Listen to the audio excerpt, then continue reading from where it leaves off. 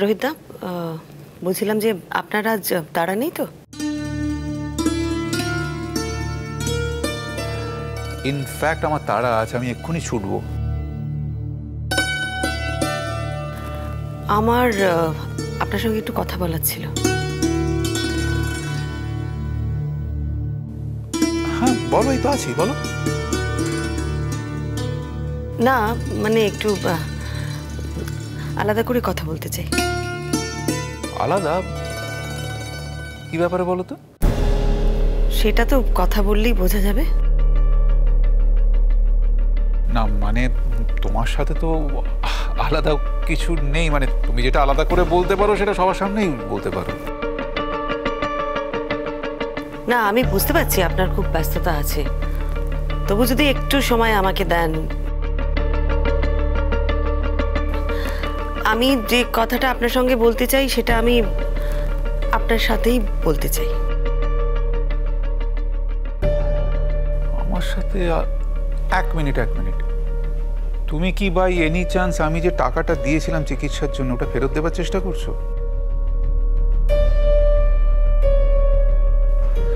ওটা কিন্তু করতে যেও না শ্রীময়ী, ওটা কিন্তু আমি নেব না। তুমি দিলেও আমি নেব না। আমি কোনো টাকা পয়সার ব্যাপারে আপনার সাথে কথা বলতে চাই না।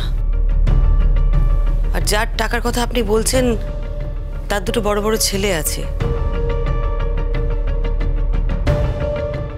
সে নিজেও চাকরি করে, আর তাছাড়া তার বাবা মা আছে। তার টাকার দায়িত্ব যে আমাকেই নিতে হবে এমন কিন্তু কোনো কথা নেই। আমি আপনার সাথে একটা অন্য বিষয়ে কথা বলতে চাই। দেখো, চিরকাল সংসারের থেকে আমি উদাসীন হয়ে থেকেছি, কোনোদিন কোনো দায়িত্ব নিইনি। রোহিত আঙ্কেল, এবার আমি নিজে সংসারের দায়িত্ব নিতে চাই, তাই বলছি পাপার ট্রিটমেন্টের খরচ। আমার ব্যাংক অ্যাকাউন্টেও কিছু টাকা আছে।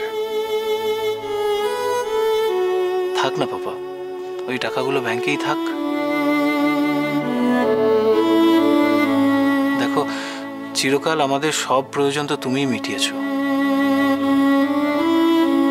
সব কিছুতে তো তোমার টাকাই লেগেছে। এবারে না হয় এই বাড়ির বড় ছেলে হয়ে আমি কিছু কন্ট্রিবিউট করি, আমার টাকা কিছু কাজে লাগুক। দাদু ভাই। হ্যাঁ গো, দেখো, যে কথাটা আমার বলা উচিত ছিল, যে কাজটা আমার করা উচিত ছিল, তবু করিনি কোনোদিন। আজ যখন সেই কথা বলছি তখন তোমরা সবাই খুব অবাক হচ্ছ, তাই না? সত্যি কথা কি জানো তো, আমিও খুব অবাক হচ্ছি। কিন্তু এই কথাটা বলতে পেরে আজ যা ভেতরে শান্তি পাচ্ছি না, সেরকম শান্তি কিন্তু কোনোদিন পাইনি, জানো তো দাদু ভাই। সাবাস জাম্বু, সাবাস। তবে মনে রাখিস, আমিও কিন্তু তোদের এক্সটেন্ডেড ফ্যামিলি। কোনোভাবে যদি কিছু শেয়ার করতে পারি তাহলে কিন্তু আমারই ভালো লাগবে। ভেরি ওয়েল জাম্বো, তুমি তো করবে, নিশ্চয়ই করবে। আফটার অল তুমি তো বড় ছেলে।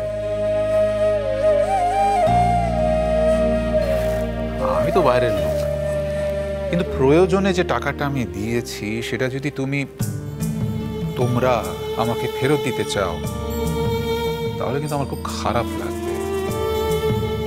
প্লিজ। আর এরপর তোমরা সবাই মিলে খরচা করো, আমার তো ছুটি, আমি চললাম।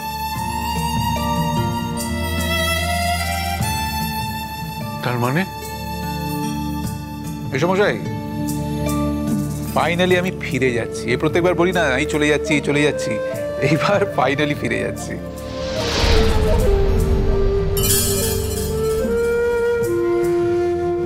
ফিরে যাচ্ছ? মাঝে মাঝে তো আসবে। সেটা ঠিক বলতে পারছি না মেসোমশাই,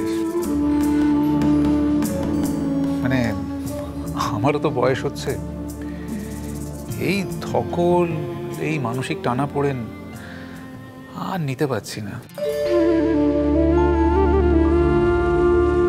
তুমি এবার গেলে আর ফিরবে না এখানে Rohit uncle?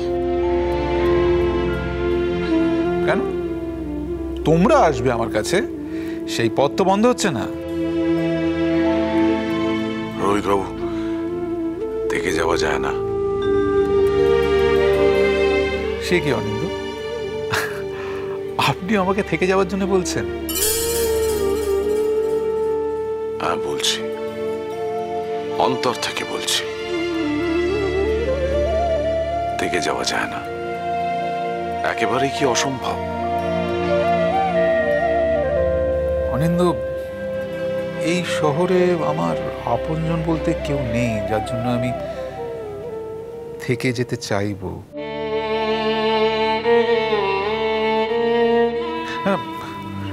Don't take it otherwise. আপনারা সবাই কিন্তু আমার কাছের লোক। হ্যাঁ প্লিজ, আমি কিন্তু অন্য কিছু মিন করিনি, নো অফেন্স। হ্যাঁ, কিন্তু আমার কাছের লোকদের উপর সারাটা জীবন আমি আমার অত্যাচারটা চাপিয়ে যাব, এটাও তো কোনো কথার কথা হলো না। I have taken my decision, আমি ফিরে যাচ্ছি। তবে হ্যাঁ, মানে কোনোদিনই যে আসবো না সেই গ্যারান্টি কিন্তু দিচ্ছি না।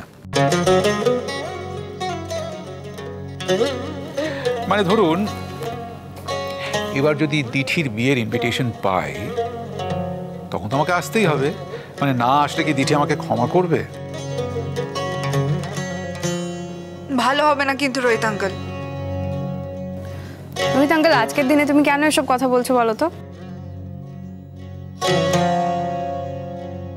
সরি অঙ্কিতা, আমি না বুঝতে পারিনি যে আমার চলে যাওয়াটা তোমাদের জন্য এতটা দুঃখের হবে। আমি সত্যি তোমাদের এই আনন্দের দিনটা মাটি করতে চাইনি। I am very sorry. সে যখন তুমি যাবে তখন দেখা যাবে। আর বেশি দেরি নেই মেসোমশাই, সব কাজগুলো গুটিয়ে এনেছি। ওই কিছু প্রপার্টি ম্যাটার্স ছিল, সেগুলোকেও ডিসপোজ অফ করে নিয়েছি।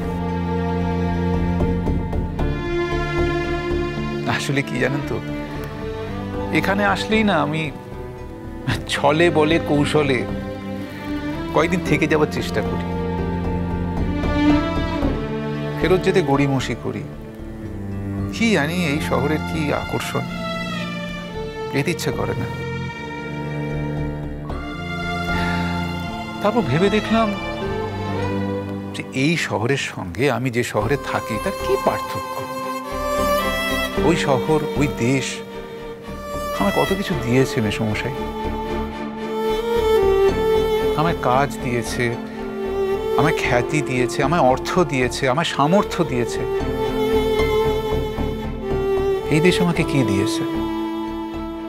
খুব দুঃখ দিয়েছে, ঘাট ধাক্কা দিয়েছে। একদিন এই দেশ ছেড়ে আমাকে চলে যেতে বাধ্য করেছে। কেন মিথ্যে মরিচিকার পেছনে আমি ছুটবো বলুন তো মেসোমশাই?